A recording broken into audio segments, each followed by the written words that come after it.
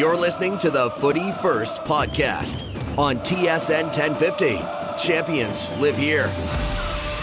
That's right, folks. That music means one thing and one thing only. It is time for Footy First here on TSN 1050. Nick McVicar, Niko Giantsopoulos holding it down. Sergio, unavailable this week. He's on his way to Toronto, or he's there. I can't remember. Anyways, tactics because we're recording Thursday, so that tells you all you need to know. But it's been an interesting week here, Nico, in Canadian soccer, and we can go through the MLS action, which was, I think we can both agree, kind of disappointing in the MLS League. We can go through the CPL matches, which there were some interesting storylines there, but nothing really jumped out. Some good results. Yeah, and then we can get into the big story, which is obviously the Canadian Championship matches. The Voyageurs Cup, we have our finalists. It's an all-MLS final. CF Montreal, Vancouver Whitecaps. We'll get to the Montreal game. Montreal Forge, 2-0 match. We'll break that one down a little bit, but the big story obviously comes out of the Whitecaps game. And I wish it was more about what happened on the field, but the obvious big story is unfortunately the injury to Ali Ahmed, which, again, if anyone goes after Cedric Toussaint for this, they're out of their minds. That was a clean tackle. It just resulted in a very unfortunate situation that was handled very well, I think, in the grand scheme of things, because it's still a young league. You always worry that maybe they don't have the people in place, the right protocols in place. But it was handled very well by both training staffs. It was handled very well by the medical staffs that came in. But he was down for 15 minutes before they got him off the pitch. It was a scary, scary scene in Pacific. Yeah, it's a bit scary, especially when the sheet comes over and also viewing. Obviously, we weren't there live. We're watching it on the camera, and then you have tons of questions. What's going on? Obviously, the commentators don't have the news coming right away, so kind of on edge. My mom made a good point, to be honest. I can only imagine what his family were thinking while watching that. You know, that's got to be a very scary moment for them. Yeah. But like you said, it was handled from what we know as best as it can be. It looked like it was handled well. And you're right. The tackle, you see mixed things on Twitter. Actually, some people were saying it was a harsh tackle, others were not. And then, it was a hard tackle, but it was clean 100%. He got the ball first. It was just the way Ahmed fell. Landed, yeah. Like any other way, if his shoulder doesn't collapse like it did, we're having a different conversation. He probably finishes the match if he rolls out of that, right? But he lands awkwardly on his shoulder. He ended up, we're getting little word here and there from the Whitecaps. And again, we're recording this Thursday, so this is the day after the match. But they've said that it was a concussion. He was temporarily knocked out, but he regained consciousness fairly quickly, was breathing on his own. I wouldn't be shocked if down the line we hear that there might be a shoulder injury as well to that, just the way his shoulder kind of collapsed on him as he went down. But from what we saw, that might be the best scenario for him. Yeah, and then you look at the positive signs. He obviously went to the hospital, got cleared, was able to travel back with the team. Yeah. So when you're thinking of head injuries, you think of flights, the altitude. Sometimes that causes some issues. But if the doctors cleared him for that, then, like you said, more positive than negative. Do you think they're taking a flight from the island across the... Is it a ferry ride? Is it a flight? I'm seriously... They got an away game next, so they might just be going straight to their destination. Yes, that is true. I forgot that's a short week. But yeah, I mean, it's one of those tough situations that you hate to see it. As a player, have you ever dealt with an injury that long where someone's been down for more than 5-10 minutes? Yeah, in the CPL bubble in 2020, right. Oliver Mintel, I forgot about that, broke his leg, tib fib, and that was a very tough moment on the pitch. It's also mentally, it's a tough thing to kind of bounce back, and because at the end of the day, there's still a game that you need to finish. You need to do your job and to kind of switch your mind from, getting back in that zone when you just saw your teammate, friend, brother, essentially, on the field suffering. It's sometimes difficult to flip that switch. But and Vanny said, I saw the video at halftime. The best thing they can do is now go out there and get a result, for their brother and make him feeling happy. And credit to Vancouver, that's exactly what they did, a professional performance and finish out 3-0. Yeah, and I want to also give a shout out to Jordan Wilson, because he was on the broadcast, obviously. And he made a really good comment as well, is that the Whitecaps were playing for Ali, the Pacific players were playing in honor of him, right? So both teams had to deal with this. This isn't just the Whitecaps who are dealing with this injury. They were both there. Like, I can't imagine what was going through Cedric's mind at that time, right? There's a lot of like outward animosity, obviously, between foes, but when it comes to it, the brotherhood is very strong, and every single player looked like they were affected on that pitch while they were waiting for him to be put on the stretcher, put on the cart, taken off the pitch. Like, it wasn't just it's the opponent. This affected Pacific too, and I give Jordan credit for pointing that out because it can't be easy for them either. No, definitely. Like you said, everyone's human at the end of the day, and when something as real as that happens on the field, you realize it's just a game, and then right away everyone's more concerned about the player as a person. But yeah, again, fortunate for him, things are looking good for Ali, and then fortunate for the game, fans were still able to get treated to a good football match, which is very important as well. Absolutely, and it was a pretty entertaining match. Like, I know Whitecaps came out really, really strong in those first 20 minutes. Well, 18 before the injury to Ali Ahmed. They went up 2-0 right before he got hurt. He had a great strike. Gressel's was an incredible cross net strike. No goalie saving that. I'm sorry. That was a perfectly placed strike with a lot of power. Do you know who Gazdov and Pacific FC need to have a word with in the CPL for that strike, as you said, by Julian Gressel? How hard he hit it? Sean Hundle. Yeah. Sean Hundle, going at Julian Gressel. And yeah, it's true. And then he's taking on me. He had a penalty against me. This guy hit the ball as hard as I've ever seen. Yep. And then Gazdov faces his wrath as well. So on behalf of myself and Gazdov, thanks, Sean Hundle. Really appreciate you firing him up. Yeah, but it was a great play that led to it too. It just, everything fell right. After the injury, Pacific kind of took it to the Whitecaps for a bit. They finished out that half with 3 or 4 really good chances in the 17 minutes of added time that they had at the end of the half. I was really impressed with Pacific's response. Yeah. And I know they had 15 minutes to kind of think about it after the Ali Ahmed injury and kind of figure out, okay, guys, like, let's reset, let's restart. But they came out properly after that. They did. I wonder, obviously, from the Vancouver Whitecaps perspective, if the injury to Ahmed played a factor, whereas Pacific then was able to kind of take that 15 minutes to kind of regroup and take advantage. And that's how soccer works. If you don't take advantage of your chances, it's going to be tough to get a result. They didn't take advantage of their moment there. Goes into halftime. Vancouver regroups, and then eventually they get the third goal, which really puts the final nail in the coffin. Yeah, and it did, and it was a good goal as well. But at that point, the game was pretty much over. And even though Pacific played well, the result speaks for itself. It was a 3-0 match. Right? And I think that's a fair scoreline. I could have also said it was a fair scoreline if it ended 3-2. Right? Like, I could have seen Pacific getting 2 goals if it not for Takaoka.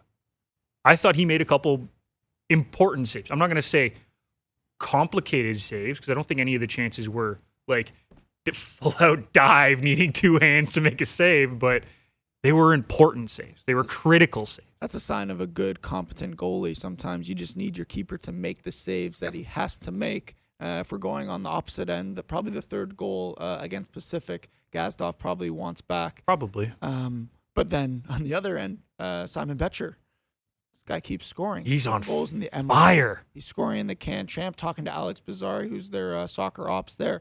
The whole club has just been really impressed and just blown away with how much he's been scoring. He's been on fire. I thought he was good, but I don't think they realized he was going to be this good that quick. And it's really good signs for Vancouver Whitecaps. Absolutely. And they're going to head on to the final at BC Place, and they will be taking on CF Montreal, who, they did what they needed to do, finished a 2-0 match against Forge. And I think 2-0 might actually be a favorable scoreline for Forge. I don't think they looked great, especially in the first half. I didn't see a whole lot from them. But maybe you have a different take than I do, Niko, but that's what I saw. No, it felt like in the first 30 minutes, teams were kind of feeling each other out. Very similar to our Can Champ game. Once that first goal goes in, when Montreal gets that goal, it's kind of a jammy goal as well. It deflects off of Jabapour, and then in the opposite side, and Tristan Henry can't get there. a goal like that, and when you're away in a cup game, it can deflate a team. Yep. And that's kind of the vibe that I did get. And then, they are able to stick around for another 20 minutes without conceding twice, because once you go down 2-0. Yeah, 2-0, especially in the second half. If it's early, going down 2-0 is not the end of the game, but when you're in the 65th, 70th minute onward, a second goal's a killer. But the CF Montreal striker was not clinical by any means. No, which has been their issue all year. 3 or 4 chances that he could have put away, and it's not like Tristan Henry in these moments were making big saves. They just didn't end up being shots on target over the bar, just out wide. He had 1 or 2 saves, really, like nothing crazy. Like he wasn't asked to do a lot because most of the shots were off net. Yep. And same way the other way though, because Forge didn't put a whole lot on the CF Montreal target either. Like no, Sirois made a kind of like a double save later in the game, but at that point, fans would hate to admit this, but the game is pretty much done. Even when watching the game, not many people probably thought Forge was going to be able to come back. And Ibrahim on CF Montreal in the 77th minute just blasts that shot. Bottom corner, beats Tristan Henry. And like you said, CF Montreal is now advancing to play the defending Canadian championship. Defending Canadian champions. And it's going to be an entertaining match. I'm sure it will be in BC Place. So we'll get excited for that. We might try to do something special for that match. We'll see. We got stuff in the works, folks. Teasers all the time. But we're going to take a break. On the other side, get into some Canadian national team news, maybe some TFC talk. We'll see what we feel like. You're listening to Footy First here on TSN 1050.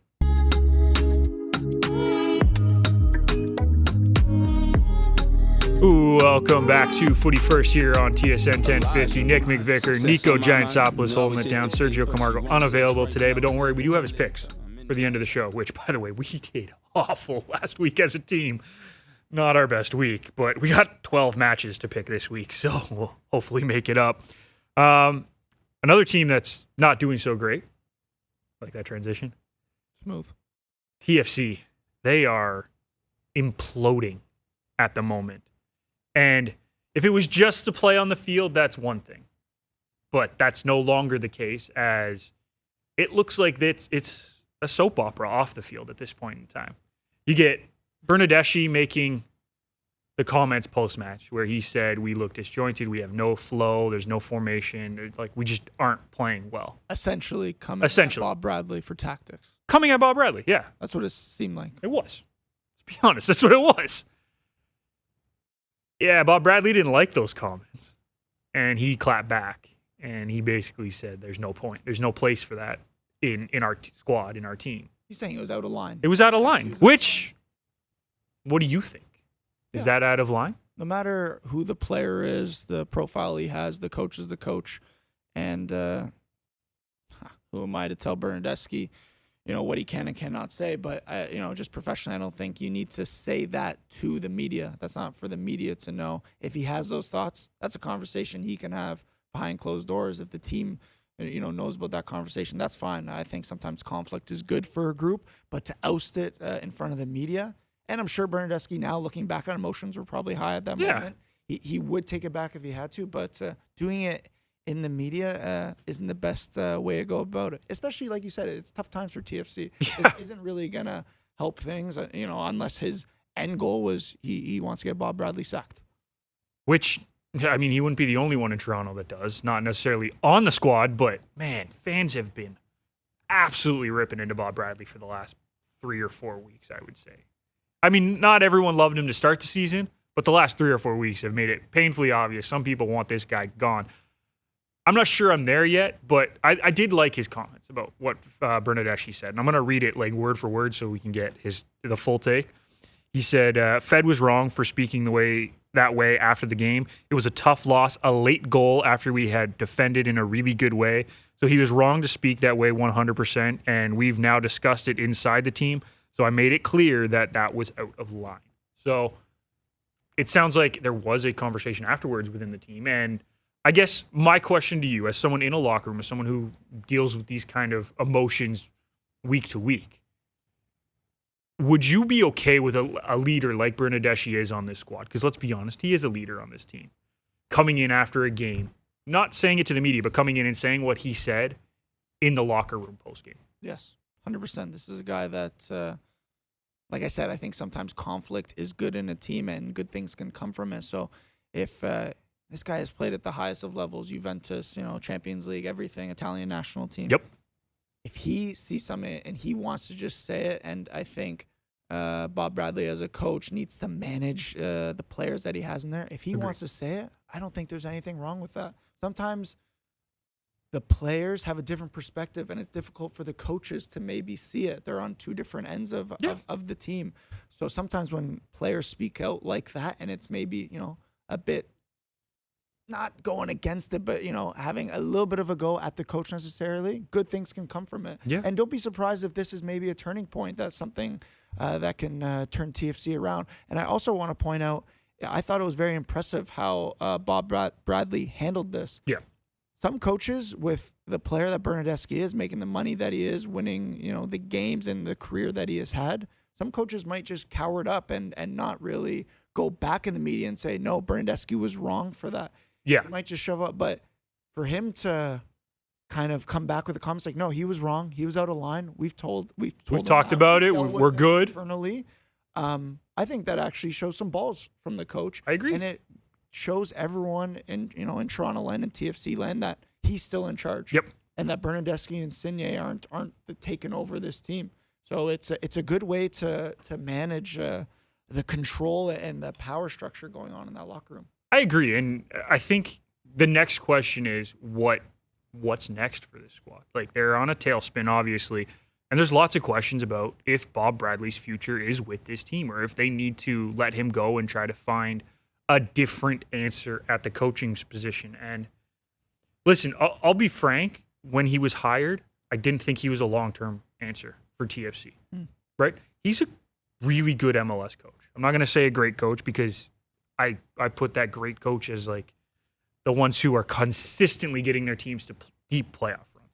There's very few of those in the MLS, just based on how the league is. Is Greg Vanney considered a great coach in your eyes? I think him and Bob Bradley, they're the same level. Okay. Right? I think Vanney has the potential to be one of those great coaches. But Bob Bradley's been doing it for 20 years more than him. Right? So let's also take that into account. But my biggest concern, all right, is that people assumed Bob Bradley was the long-term answer and he was going to lead this team to multiple MLS Cups. I looked at it from the very beginning. That wasn't the case for me. I do think he could have reset the culture, and I don't know if he did that necessarily, but I do think he had a place in this team, and I do think he was a necessary hire. I was going to say a necessity to hire, but that didn't sound right in my head. He was a necessary hire.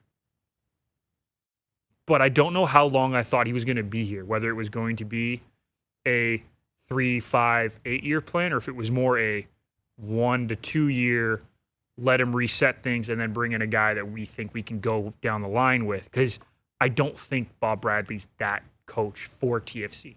That's interesting. I actually had the complete opposite idea when he got brought in. I thought he was going to be here for as long as Greg Vanney. Obviously, TFC was going to be putting money into the club, getting these big DPs as they did. And then when you hire a coach at the beginning for the beginning time of Insigne, Bernardeschi, I don't think you're telling Bernardeschi and Insigne, like, listen, we got this guy. He's maybe not the best, but, in 2 or 3 years, we're going to get someone even better.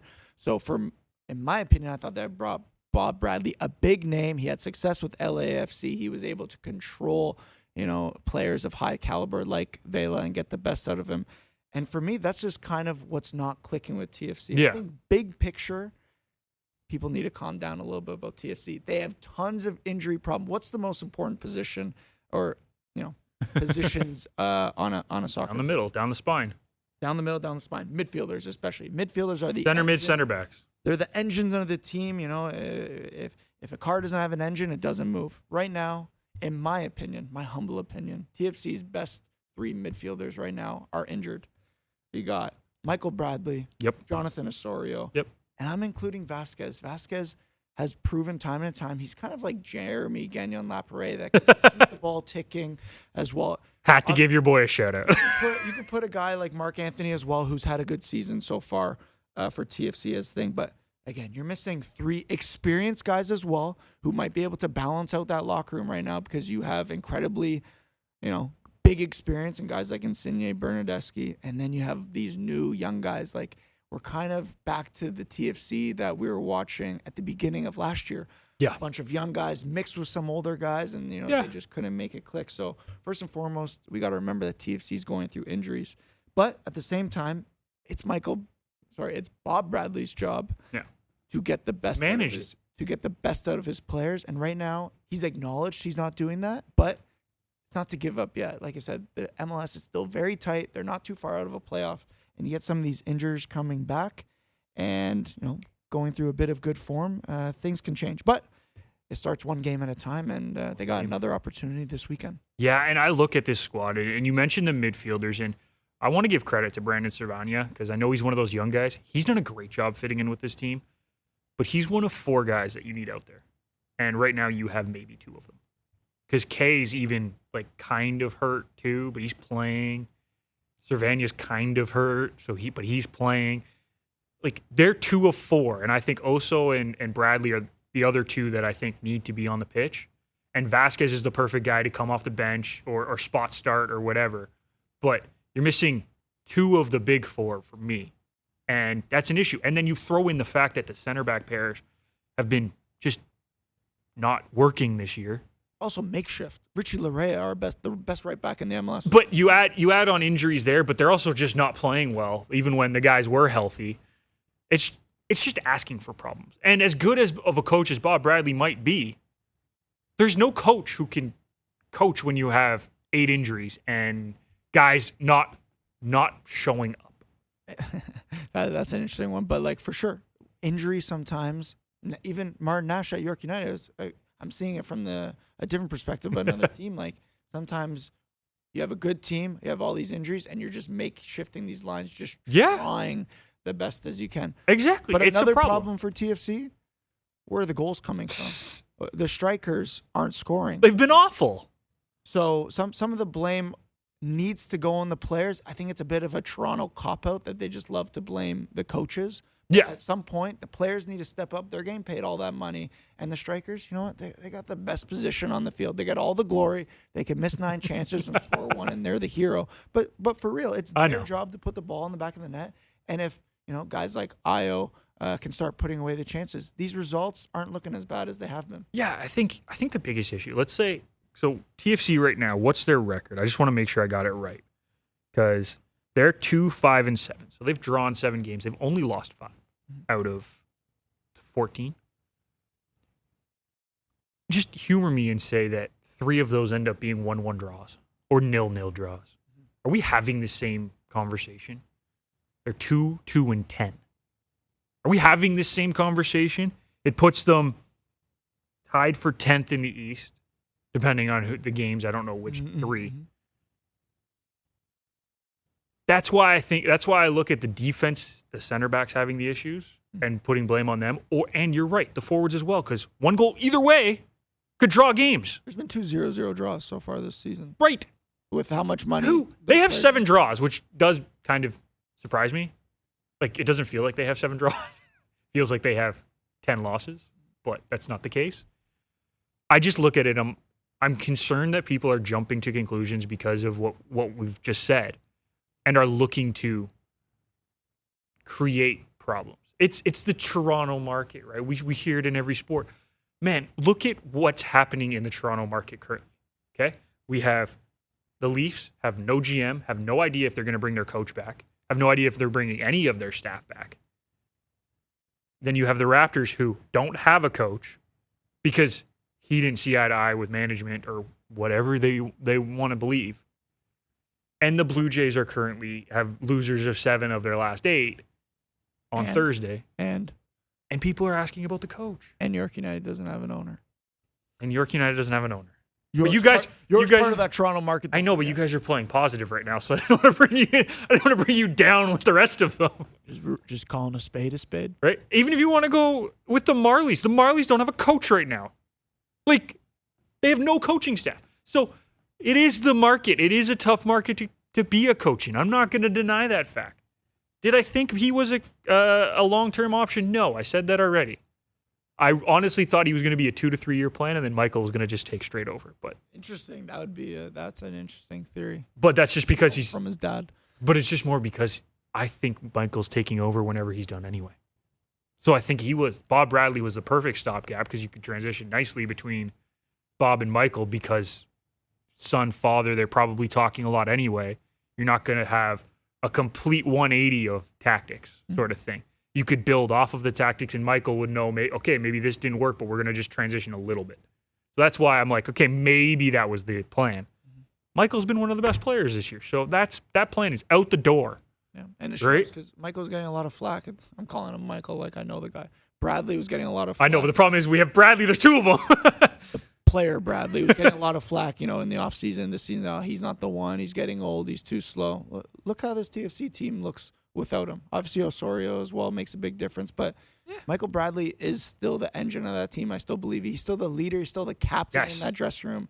You take that guy out of it, and things start falling through. So, and by the way, he might be slower, but he's smarter than most players on this team. You can't teach experience. You can't teach experience. And you can't teach a guy who has slowed down slowly that he can't play anymore because he's adjusted slowly as he slowed down. Like, there's no way to deal with that. So, quickly to wrap up this conversation, do I think sacking Bob Bradley is the answer? No. What are you you're going to bring in unless you have a top manager getting ready to come in for a long-term plan. I think it's difficult to do a middle season. If Poch wants to come on in.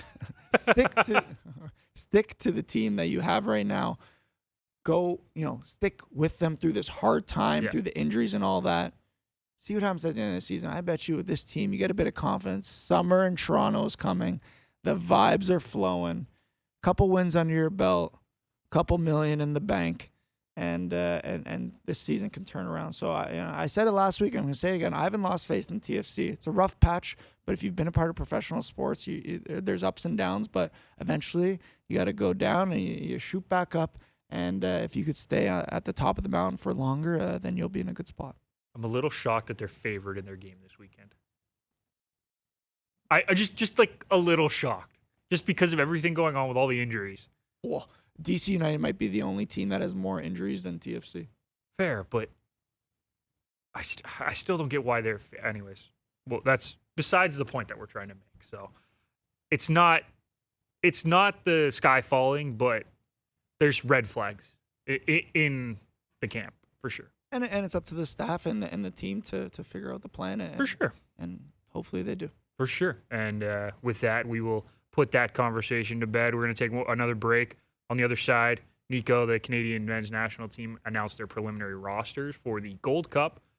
We'll take a look at that, talk about surprises, some people who were very angry that they weren't on the list.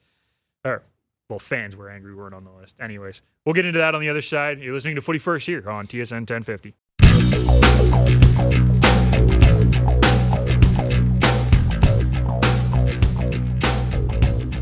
Welcome back to Footy First here on TSN 1050. Nick McVicar, York United keeper Niko Giantsopoulos holding it down. Sergio Camargo unable to join us, but don't worry, we do have his picks. You'll hear those on the other side. But let's focus on Canada soccer. And I got it wrong on the other side. It's not the Gold Cup, but Canada released its preliminary roster for the Nations League finals coming up this summer. And it's a very big roster because it's a preliminary roster, and people started losing their minds over people who weren't included. But I'm going to read out all the names, Niko. All of them. I'm going to read them all out. I'll sit back. All right? And when we're done, you're going to tell me who you were happy was on the list, who you thought might be on the list and wasn't. We'll go from there. So in net, Dane St. Clair, Tom McGill, Jonathan Sirois, Milan Borjan, Thomas Hassal, and Maxime Crépeau. I like that Crépeau was included. On the defensive side, Alistair Johnston, Sam Adekubi, Kamal Miller, Stephen Vittoria, Donnell Henry, Richie Larea, Scott Kennedy, Joel Waterman, Dom Zator, Lucas McNaughton, Kyle Hybert, Raheem Edwards, Ali Ahmed, Moise Bombito, sorry if I screwed that one up, Luca Petrasso, Zachary Brogiard, and Derek Cornelius.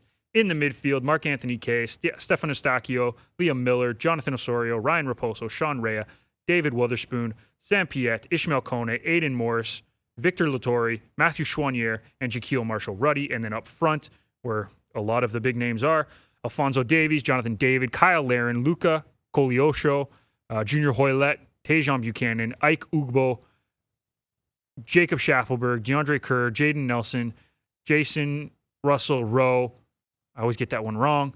Lucas Cavallini, Charles Andreas Brim, Io Akinola, and Theo Corbono. It's a lot of names. A lot of names, Nick. A lot of names. So, a couple guys that jumped out to me that I was really happy made the list. Obviously, Max Crepeau. That means his injury recovery is coming along very well. I know he's not the starter right now in LAFC, but that's obviously a good sign. On the defensive side, kind of everyone I thought was going to be there. The only name I didn't really recognize was Bombito. So, I mean, hopefully he can show out. I like seeing a couple former CPLers. Obviously, Zatz. Joel Waterman, Joel, former CPLers. Yep, right. Lucas McNaughton as well, former CPLer. So I like seeing those guys on there. That's always a positive sign. Midfield, Aiden Morris is a huge one. This is a guy who his brother plays for the U.S. Mm-hmm. The fact that he's on the roster, that means they've had conversations with him, and they might think he might be jumping ship, and he's looking really good so far in the early MLS days. So yeah, he's playing basically every game for Columbus Crew, so that's great signs. Yeah, so you like to see that. Victor Latorre, obviously. I like Chouanier being included. I think he's earned a call-up the way he's played. Rhea as well has earned a call-up, which is great. On the forward side, no real surprises there. Anybody jump out to you that was on the list or maybe not on the list? I like that Jacob Schaffelberg is still on the list. He's been doing very well since getting the trade from Toronto to Nashville FC. Again, shocking. Most players they leave Toronto and have a good time. Yeah, sometimes people just can't handle the city, Nick. What can I say? No. But honestly, it's just a situation. I'm just doing kidding. well. Some names and some stories. Well, for one, Marco Bustos, a guy that left the CPL. Yep. Went to the first division of Sweden, kind of listened to what Herdman has been saying. You know, I want my players playing in Europe, highest levels. It's not the best team in Sweden, but he's playing in first division Sweden. Could he have gone called up? He's even scored a couple goals, so he's playing. He's getting on the stat sheet, getting on the score line. I thought, maybe he felt a bit hard done by maybe not being included in that. Potentially, yeah, I could see that. Mo Farsi at first, when I realized his name was on the list, I'm like, I don't like that one. He's been doing very well. He did very well at CPL, coming from the bottom essentially. Yep. Then going to Columbus 2, doing MLS extremely Next well. Pro, yep. Then going to the MLS. He's kind of he's done the pathway and succeeding every step that he's done pretty much seamlessly. So I was hoping that he would have been on the list, and then it comes out that he essentially declined the offer to come into camp because he wants to see if he's able to get onto the Algeria roster. So, kind of a good for him. A big boy move from him. I like that, and I like how he's shooting high. He's, Algeria, I'm assuming, hasn't come in for him just yet. Canada comes. For me, first international country that wants to come for me to play for them. That's who I'm signing with. But him saying, 1 second, I'm gonna see what my options are. I kind of like that bet on yourself moment. It's good. Yeah. I'm obviously going to talk about Dominic Sator. This guy's been killing it. I don't know if he's getting called in, though, as a right back or as a center back. Either way, he's getting called in. He's getting called in, but who is he going up against now? Is he going up against the likes of Kyle Hybert, Vittoria, Kamal Miller, or is he going up against right backs like Richie Larea, Alistair Johnson? Either way, that's a tough line. Very tough, but it does play a part on where does Herdman view him, or even better, and this would be best case for Zatz, is he viewed as like a versatile guy? He could play center back, but he could also play right back. And those are the guys you keep on the bench. He could slot in as that, last kind of picks in the thing. Can he do a job on the field? I certainly can, and I think Zatz will be playing in the World Cup for this Team Canada team if he continues on the progression that he's been doing. And he's taken a huge step forward in the eyes of Soccer Canada with this move across, because not only did he have success at the CPL, which is one thing, and it's important. Don't get me wrong. And we've seen, as I said, there's lots of former CPLers on this roster. He's now taken that success, gone overseas, and played really, really well. And that's not us waxing poetic because we know the guy. This is me being an analyst. He's looked really good. And that's what has earned him a real shot here in this camp with Canada and going forward towards the World Cup. And I'm going to pose a question after I say this, but he's in the middle of a European relegation battle in Poland nonetheless. If people who don't understand what that means, like these are the most pressure situations, millions of dollars. Every single point means something. Millions of dollars are on the line for the club, TV rights, everything. And week in, week out, he's now getting thrown into those games. Yeah. The experience is unmatchable. So comparing that and playing at a level like that and going through the games that he has been, relegation. Yep. Thing, then you size him up against Lucas Mignon. Like for like, they're the same position. Yep. They're probably and they both can do the versatile play, wing back, play center back. They're probably lower on the center back defender depth chart as of right now. As of right now, yeah. You're John Herdman. Who are you? Oh, Zats. It's not even a question in my head. Not only that, I wonder if the rest of the media is on your side with that. Yeah, the reason that I would go with Zats more than anything is that he's getting consistent playing time. McNaughton has been playing for Nashville, but he's been in and out too. So the way I look at it, if those are the two that I'm deciding on for the last defender role, it should be Zats. What about Kyle Hybert? That becomes a real challenge because he's playing consistently and he's playing well.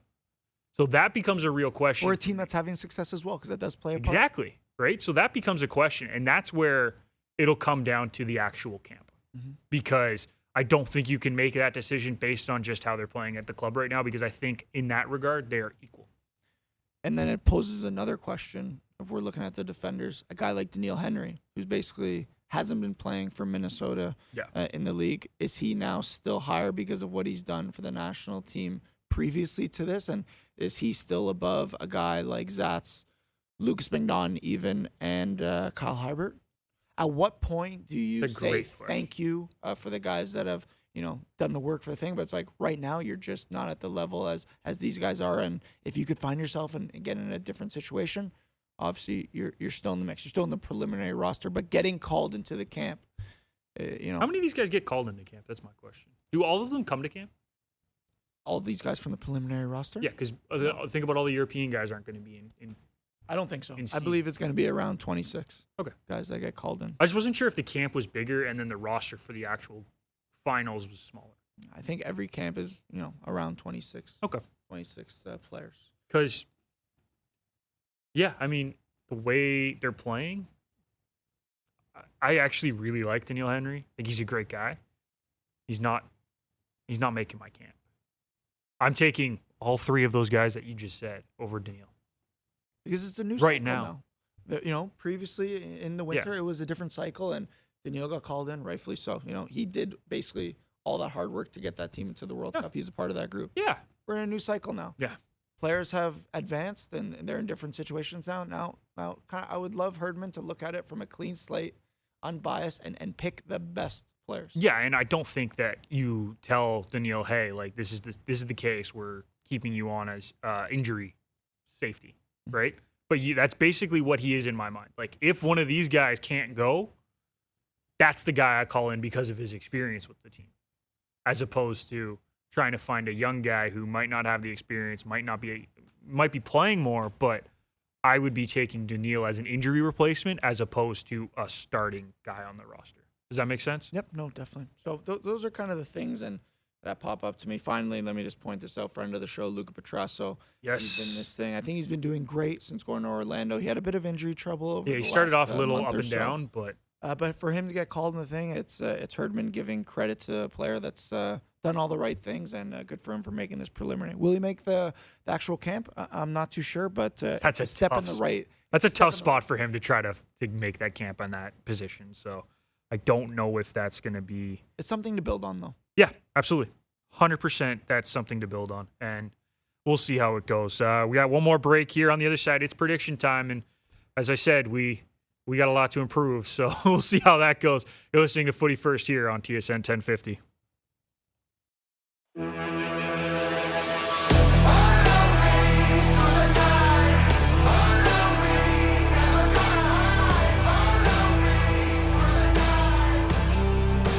Welcome back to Footy First here on TSN 1050. Nick McVicar, Niko Giantsopoulos here live. Sergio Camargo unable to join us, but don't worry, he did send me his predictions, and we got 12 games to get to, but last week, not our best. 2-6 on my end. 1-6 on your end, 2-5 on Serge's end. It's ugly. It's tough. That's an ugly week. But you know what? We have 12 games this week. So hopefully we can improve. We could be like TFC. You just got to win the next game. Well, that's what I did. I was awful the first few weeks. Now I'm in the lead. So we'll see how this goes. But 12 matches.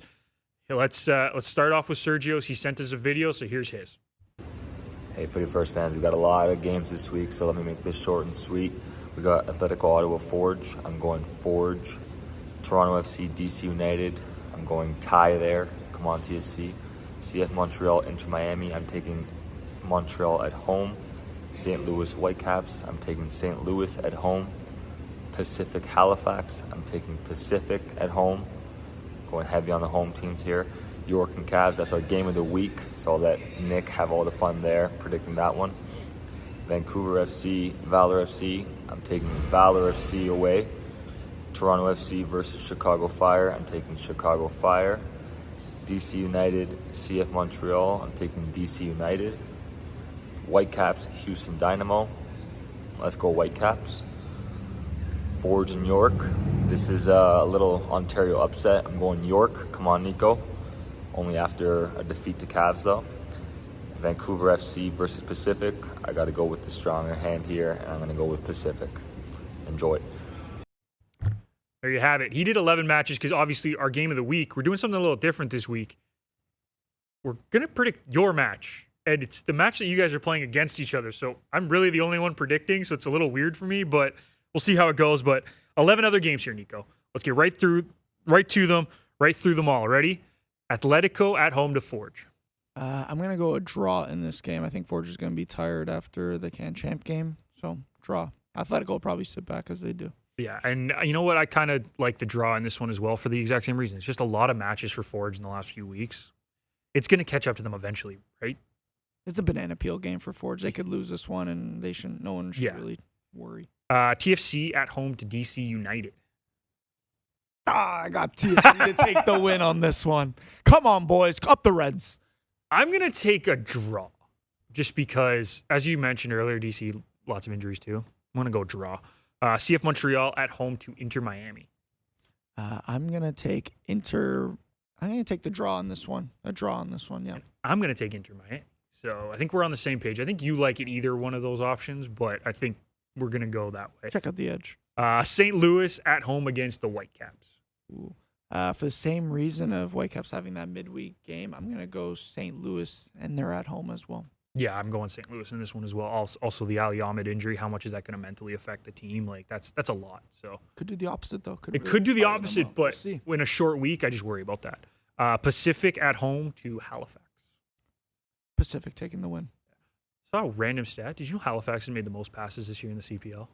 No, wicked. That's incredible to me because they just aren't doing anything offensively, but they have the most passes.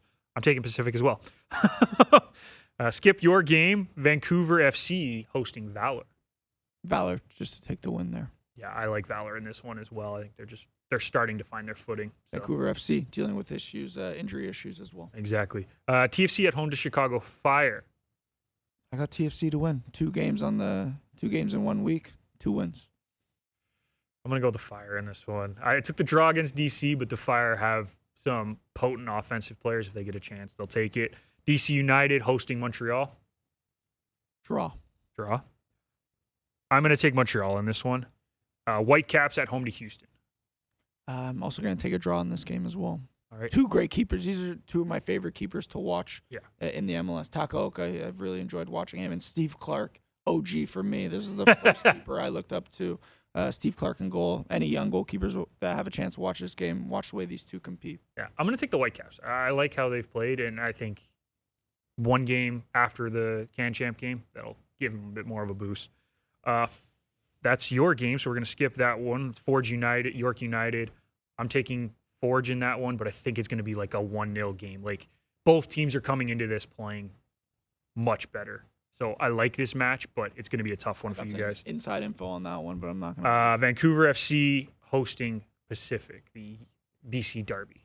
The BC Derby, and for that reason, I'm going to take Pacific to get a win. Convincing win. Yeah, I'm going to take Pacific as well. but they've played a lot of matches. So I could also see this one ending in a draw, but I'm taking Pacific. And then the last game, I guess it's York, Cavs. Explain as well. I want to Okay, hear. we don't Break it have down. a ton of time, so I got to get through this quickly. But okay, I'm leaning York in this one, and you guys have been playing very strong the last few matches. I think defensively, you're starting to get healthier, which helps obviously. And there's only so long that you can keep Brian Wright and Ozaze off the score sheet. And I think Austin Ricci has had a revelation of a season so far. He looks revitalized. He looks brand new. And he looks fantastic. So I know you have. And it's now showing because he's getting more playing time. So it's easier for me to be like, yes, I see it. Cavs, they're playing well too. It's going to be a tough match, but because you guys have the home field advantage, I'm going with you guys win the win. I think it's going to be a 2-1 game. So that's my prediction, 2-1 York. And I will pull out the jersey too. I have a Cavs one at home. Eventually, I'll have to pull that out for Serge. He's going to hate me every time I've picked against his team so far since he's been on the show. Who cares? So that'll do it for us here on Footy First. Make sure you check out the social media accounts because we will have multiple clips from this episode out. Check out our YouTube page so you can watch the full episode as well as see our predictions. And don't forget to follow us, Footy First Show, on Twitter and Instagram. Thank you for listening. We'll see you next time.